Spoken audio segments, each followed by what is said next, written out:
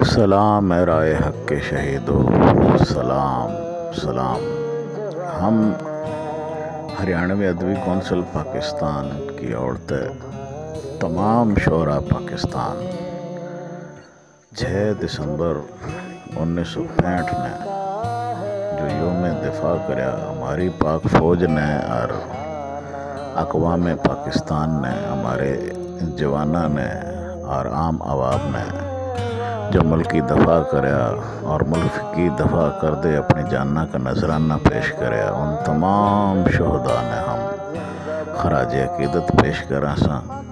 اللہ ان کے درجات بلند کرے اور پاکستان نے یوں ہی قائم دائم رکھے، ہر برا وقت سے بچاوے۔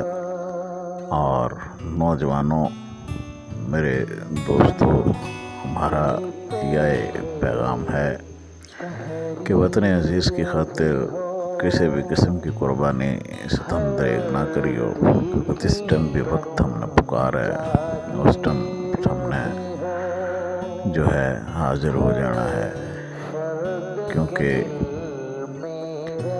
وقت جد بھی دفاع کا سے آیا، قوم شانہ بشانہ لڑی سے۔